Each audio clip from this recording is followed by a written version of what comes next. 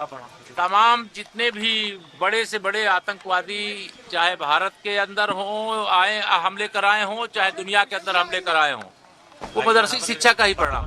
మదర్సాలలో ఏం బోధిస్తున్నారు, అక్కడి విద్యార్థుల మైండ్ సెట్ ఎలా తయారవుతుంది, మదర్సాలలో చదివే పిల్లలకు అసలు దేశభక్తి ఉందా, మదర్సాలకు ఉగ్రవాదానికి నిజంగా ఏమైనా సంబంధం ఉందా, లేక ఎన్నికల రాజకీయాల్లో మదర్సాలు మరోసారి టార్గెట్ అవుతున్నాయా, ఈ సంచలన వివాదం వెనుక అసలు కథ ఏంటి, ఆరోపణలు నిజమా, రాజకీయ ఎజెండానా, నిజం తెలుసుకోవాలంటే ఈ వీడియో చివరి వరకు చూడండి.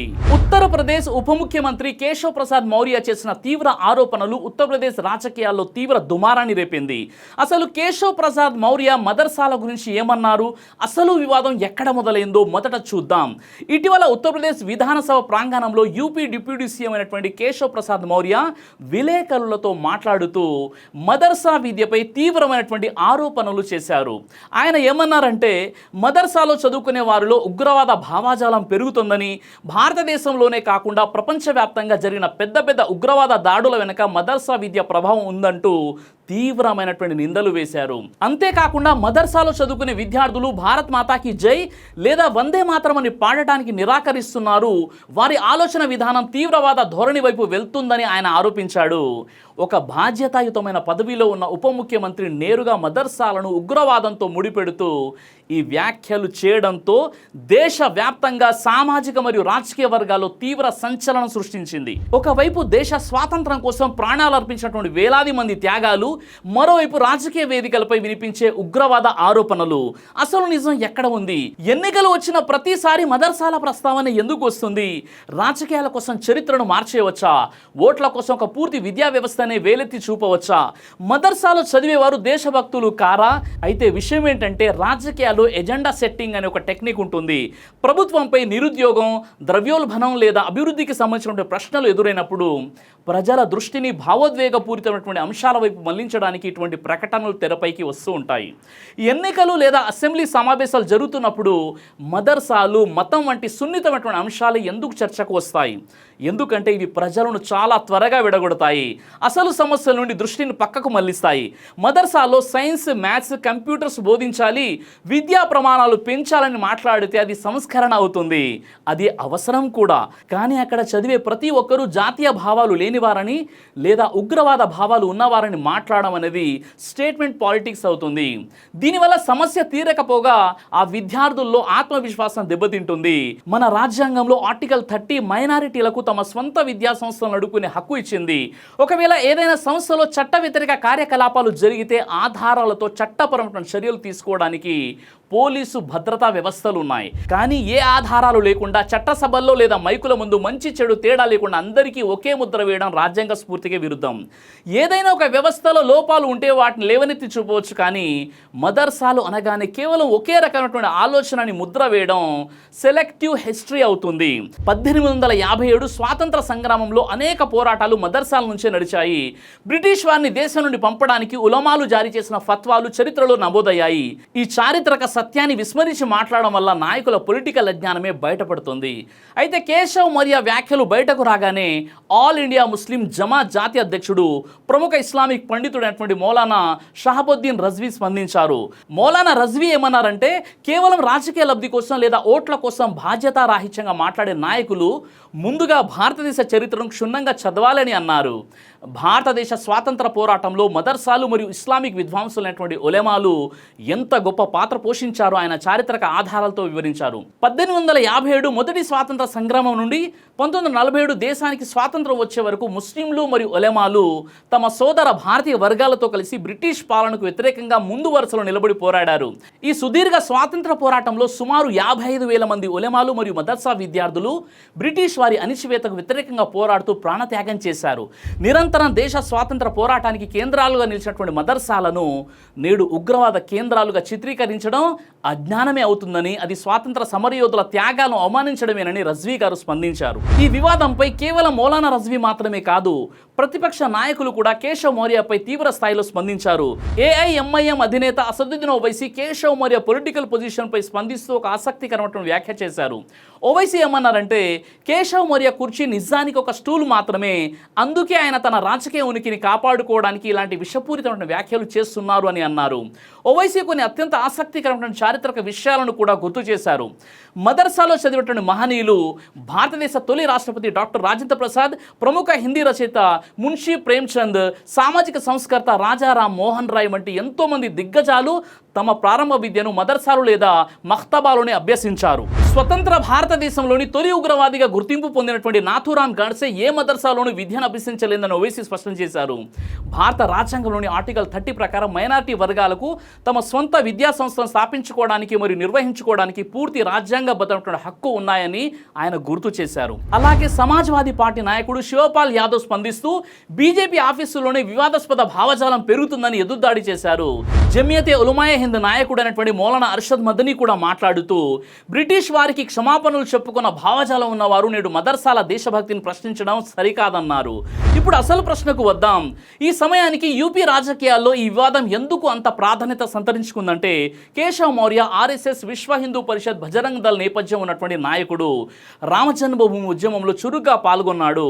కాబట్టి తన హిందుత్వ ఓటు బ్యాంకును ఆకట్టుకోవడానికి ఆయన ఇటువంటి వ్యాఖ్యలు చేస్తున్నారని విశ్లేషకులు భావిస్తున్నారు. ఉత్తరప్రదేశ్ అధికార పక్షం ఒకవైపు పస్మంద ముస్లింలను తమ వైపు తిప్పుకోవడానికి ప్రయత్నాలు చేస్తూనే మరొక వైపు మదర్సాల సర్వేలు, తనిఖీలు మరియు ఇటువంటి ప్రకటనల ద్వారా తన ప్రాథమిక ఓటు బ్యాంకును ఏకీకృతం చేయడానికి ప్రయత్నిస్తుందని విశ్లేషకులు భావిస్తున్నారు. విధానసభ మరియు రాబోయే ఎన్నికల నేపథ్యంలో ఇటువంటి వివాదాస్పద అంశాలను తెరపైకి తేవడం ద్వారా అసలు సామాజిక ఆర్థిక అంశాల నుండి ప్రజల దృష్టిని మరల్చే వ్యూహం కూడా ఇందులో ఉందనే విమర్శలు ఉన్నాయి. ఈ మొత్తం వివాదాన్ని మనం గమనిస్తే కొన్ని విషయాలు స్పష్టమవుతాయి. ఏదైనా ఒక వ్యవస్థలో సమస్యలు ఉంటే రాజ్యాంగ పరిధిలో మార్పులు చేయడం వేరు, కానీ మొత్తం ఒక విద్యా వ్యవస్థను దాని చారిత్రక నేపథ్యాన్ని విస్మరించి ఉగ్రవాదంతో ముడిపెట్టడం సామాజిక ఐక్యతపై ప్రభావం చూపుతుంది. భారత స్వాతంత్ర పోరాటంలో మదర్సాలు మరియు ఉలమాలు చేసిన త్యాగాలను చరిత్ర నుండి వేరు చేయలేం. అదే సమయంలో రాజ్యాంగం కల్పించినటువంటి హక్కులను పరిరక్షిస్తూ విద్యారంగంలో ఆరోగ్యకరమైన చర్చలు జరగడమే ముఖ్యం. చరిత్ర అనేది ఎవరో రాసిన కథ కాదు, అది ఆధారాలతో కూడిన నిజం. 1857 నుంచి స్వాతంత్రం వచ్చే వరకు ఈ దేశం కోసం రక్తం చిందించిన వారి త్యాగాలను తాత్కాలిక రాజకీయాల కోసం చెరిపివేయలేము. విద్యా వ్యవస్థలో లోపాలు ఉంటే సరిదిద్దడం ప్రభుత్వ బాధ్యత, కానీ ఒకే వర్గాన్ని లేదా వ్యవస్థను లక్ష్యంగా చేసుకుని మాట్లాడడం సమాజంలో ఉన్న సామరస్యాన్ని దెబ్బతీస్తుంది. ప్రజాస్వామ్యంలో విమర్శలు సహజమే, కానీ ఆ విమర్శలు రాజ్యాంగం కల్పించినటువంటి హక్కులను, సామాజిక ఐక్యతను చెడగొట్టేలా ఉండకూడదు. నాయకులు ఎన్నికల ప్రచారాల కోసం చేసే ప్రకటనల కంటే దేశం కోసం మన పూర్వీకులు చేసిన చారిత్రక త్యాగాలే ఎప్పుడైనా గొప్పగా మిగిలిపోతాయి. మదర్సా విద్య యొక్క లక్ష్యం కేవలం ఒక మతపరమైన వ్యక్తిని తయారు చేయడం మాత్రమే కాదు, మంచి నైతిక విలువలు కలిగినటువంటి ఆధునిక జ్ఞానం ఉన్నటువంటి డాక్టర్గా, ఇంజనీర్గా, సైంటిస్ట్గా, సమాజానికి ఉపయోగపడే పౌరుడిగా తీర్చిదిద్దడం కూడా కావాలి. ధార్మిక విద్య మనిషికి విలువలను నేర్పితే ఆధునిక విద్య అతనికి అవకాశాలను అందిస్తుంది. ఈ రెండింటిని సమతుల్యంగా అందించే మదర్సాలే భవిష్యత్ తరాలకు మరింత బలమైన మార్గాన్ని చూపగలవు. అయితే ఈ సందర్భంగా మదర్సా నిర్వాహకులు దృష్టి పెట్టాల్సినటువంటి 5 ముఖ్యమైన అంశాలు. 1. మత విద్యతో పాటు ఆధునిక విద్య. ప్రతి మదర్సాలో ధార్మిక విద్యతో పాటు సైన్స్, మ్యాథ్స్, కంప్యూటర్, ఇంగ్లీష్ వంటి ఆధునిక విద్య కూడా ప్రాధాన్యత ఇవ్వాలి. పిల్లలు భవిష్యత్తులో డాక్టర్లు, ఇంజనీర్లు, సైంటిస్టులు, ఇతర రంగాల్లో ఎదిగేలా అవకాశాలు కల్పించాలి. ఇక 2. ప్రభుత్వ గుర్తింపు మరియు విద్యా ప్రమాణాలు. సాధ్యమైనంత వరకు ప్రతి మదర్సా కూడా చట్టబద్ధమైన ప్రభుత్వ గుర్తింపు, అనుబంధం లేదా వర్తించే విద్యా నిబంధనలు పాటించేలా చూడాలి. విద్యార్థుల భవిష్యత్తుకు ఉపయోగపడే విధంగా విద్యా ప్రమాణాలను మెరుగుపరచాలి. ఇక 3. జాతీయ గీత మరియు జాతీయ చిహ్నాల పట్ల గౌరవం. మదర్సా కార్యక్రమాల్లో జాతీయ గీతానికి, జాతీయ చిహ్నాలకు గౌరవం కల్పించాలి. అయితే దీనికి సంబంధించినటువంటి స్థానిక చట్టపరమైన నియమాలను కూడా పాటించాలి.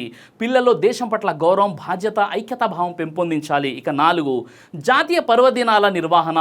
ఆగస్టు 15 స్వాతంత్ర దినోత్సవం, జనవరి 26 గణతంత్ర దినోత్సవం వంటి జాతీయ పర్వదినాలను మదర్సాల్లో కూడా గౌరవంగా నిర్వహించి జాతీయ జెండాకు సెల్యూట్ చేయడం, దేశ చరిత్రను పిల్లలకు వివరించడం వంటి కార్యక్రమాలు చేపట్టాలి. ఇక 5. ఉపాధ్యాయులకు ధార్మిక జ్ఞానంతో పాటు రాజ్యాంగ అవగాహన.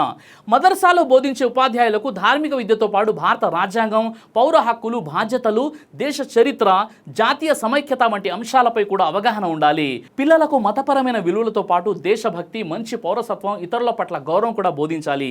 అయితే నేను చెప్పినటువంటి ఈ పాయింట్స్ చాలా వరకు మదర్సాలో పాటిస్తున్నారు. కొంతమంది తమ అజ్ఞానం కారణంగా పాటించడం లేదేమో, వాళ్ళు కూడా ఖచ్చితంగా పాటించాలి. ఈ విషయంలో మీ అభిప్రాయం ఏంటి? కామెంట్ ద్వారా నాకు తెలియచేయండి. జై హింద్. దైవ ప్రవక్త ముహమ్మద్ సల్లల్లాహు అలైహి వసల్లం వారు తెలియజేశారు, కడుపుకు సంబంధించిన అన్ని రకాల వ్యాధులకు అద్భుతమైన ఔషధం తలిబిన. ఇది దైవ ప్రవక్త వారి సున్నత్, మంచి ఆహారం, ఇమ్యూనిటీ బూస్టర్, ఇందులో షిఫా ఉంది. ఇది మంచి ఔషధంగా కూడా పనిచేస్తుంది. కాబట్టి పిల్లలు అయినా పెద్దలు అయినా ఎవరైనా దీనిని ఉపయోగించవచ్చు. ఇందులో ఎలాంటి సైడ్ ఎఫెక్ట్ లేదు. ఖురాన్లో దైవం తెలియజేశాడు, తేనెలో మీకు స్వస్థత ఉంది. కాబట్టి స్వచ్ఛమైనటువంటి ఫారెస్ట్ హనీ కోసం మీరు సంప్రదించండి. అలాగే పురుషుల స్టామినా కోసం తయారు చేయబడినటువంటి హల్వా, ఇది అన్ని రకాల లైంగిక సమస్యలను దూరం చేసి వీర్య కణాల ఉత్పత్తికి సహాయపడుతుంది. మీ దాంపత్య జీవితాన్ని మరింత సంతోషకరంగా, ఆత్మవిశ్వాసంతో నింపడంలో సహాయపడుతుంది. మరో విషయం, ఇక డయాబెటీస్తో కేవలం మేనేజ్ చేస్తూ బ్రతకాల్సిన అవసరం లేదు. డయా కంట్రోల్ సప్లిమెంట్ కేవలం బ్లడ్ షుగర్ను తాత్కాలికంగా తగ్గించడం కాదు, డయాబెటీస్ అసలు కారణంపై పనిచేస్తుంది. అలాగే మన శరీరాన్ని నిశ్శబ్దంగా నాశనం చేసే ప్రమాదాల్లో కొలెస్ట్రాల్ ఒకటి. చెడు కొలెస్ట్రాల్, గుండె సమస్యలు మీ దగ్గరకు రాకుండా ఈ లిపిడ్ కంట్రోల్ అద్భుతంగా పనిచేస్తుంది. ఇందులో ఎలాంటి సైడ్ ఎఫెక్ట్స్ లేవు. ఇది కంప్లీట్గా హెర్బల్ ప్రొడక్ట్స్. కాబట్టి స్క్రీన్ పై కనిపిస్తున్నటువంటి నంబర్కి ఫోన్ చేసి ఆర్డర్ చేసుకోవచ్చు. కొరియర్ ఫెసిలిటీ కూడా అందుబాటులో ఉంది.